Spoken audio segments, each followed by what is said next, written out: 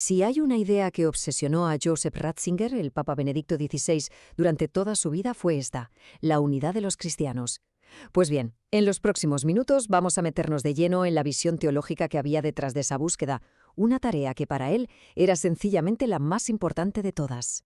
Para Ratzinger, la desunión de los cristianos era, básicamente, esto, una red de pescador rota.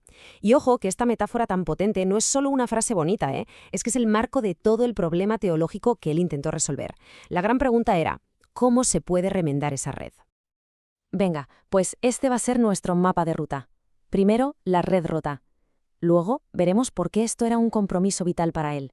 Nos meteremos de lleno en su idea clave, la teología de la comunión.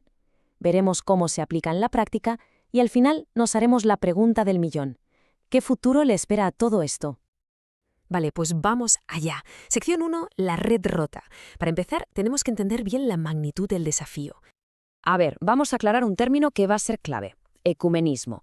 Que esto no va solo de ser amables entre las diferentes iglesias, no. Es un movimiento, uno muy activo, con un objetivo clarísimo: restaurar la unidad que se pueda ver, la unidad visible, entre todos los cristianos. Y es justo en este campo de juego donde se mueve todo el pensamiento de Ratzinger. Seguimos. Sección 2, un compromiso de por vida. Y mirad, para entender bien a Ratzinger hay que tener algo muy claro. Esto del ecumenismo no fue un interés pasajero, ¿qué va? Fue literalmente la columna vertebral de toda su vida como teólogo. La expresión que lo define todo es esta: compromiso primordial. Pensemos un segundo en lo que significa esto, No era una tarea más en su lista de cosas por hacer.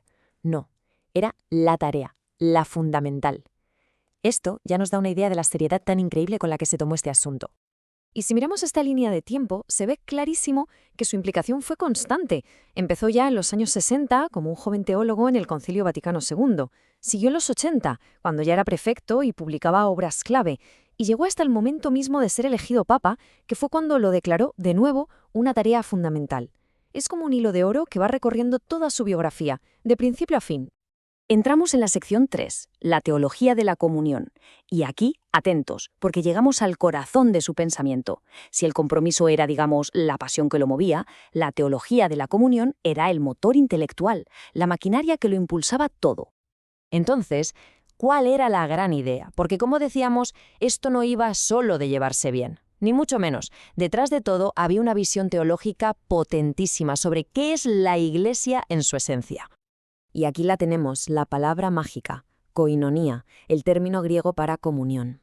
Para Ratzinger, y esto es fundamental, la Iglesia no es una organización, ¿sabes?, como una multinacional con sus sucursales, no, es un organismo vivo. Y claro, por eso la unidad no puede ser una especie de fusión de empresas, tiene que ser la restauración de un vínculo de vida. Y esta frase de verdad lo cambia todo. Hay que fijarse bien en las palabras, iglesias hermanas y de igual dignidad. ¿Qué significa esto? Pues que el objetivo no es que una iglesia absorba a la otra, como si esto fuera una conquista. No, es un diálogo entre iguales. Y esa idea sencillamente transforma por completo la conversación. Pero lo más interesante es que este modelo no es una invención moderna, no se lo sacó de la manga.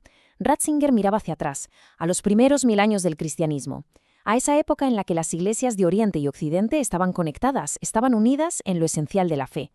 Pero, y esto es muy importante, cada una conservaba su propia identidad. Vamos con la sección 4, diálogos hacia la unidad. Vale, todo esto es la teoría, que está muy bien, pero ¿cómo se llevó a la práctica? ¿Cómo funcionó esto en el mundo real?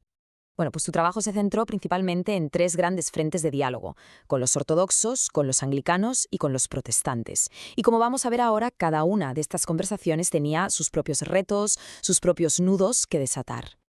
Y aquí lo fascinante es ver cómo cambian los temas según con quién se hable. Con los ortodoxos, por ejemplo, el gran nudo histórico, el tema central, es el papel del Papa, su primado, o sea, su autoridad sobre toda la Iglesia. En cambio, con los protestantes, el debate nos lleva directos a la pregunta clave de la Reforma: ¿cómo nos salvamos? Y justo en ese punto, en la doctrina de la justificación por la fe, se consiguieron avances que fueron históricos, sanando una de las heridas teológicas más profundas del siglo XVI. Venga, pues llegamos a la última parte. Sección 5. Pronóstico para el futuro. Vamos a ver cuál es el legado de Ratzinger y qué camino nos deja abierto. Si tuviésemos que resumir, que destilar toda su visión en 4 ideas clave, serían estas. Primero, la unidad es una restauración, no una conquista. Segundo, es un vínculo espiritual, no una fusión de empresas. Tercero, es una relación entre hermanas, no una absorción. Y cuarto, el modelo a seguir es el de la Iglesia primitiva. Yo creo que más claro no puede quedar. Y lo que es increíble es que esta preocupación por el futuro no es algo que le surgiera ya de papá, ni mucho menos. Es que ya en 1967, cuando era un joven teólogo, ya estaba escribiendo sobre los pronósticos para el futuro del ecumenismo. Esto demuestra una coherencia brutal, una idea que mantuvo viva durante más de 40 años. Al final, todo su legado nos devuelve a la pregunta del principio. Ratzinger, con su teología de la comunión, nos ofreció, por así decirlo, un hilo y una aguja. Pero la red rota del pescador sigue ahí. Y la pregunta sigue en el aire. ¿Es posible remendarla del todo? ¿O estamos de alguna forma condenados a vivir con sus desgarros? La respuesta, como él mismo sabía perfectamente, ya no depende solo de la teología. Depende de la historia que todavía está por escribirse.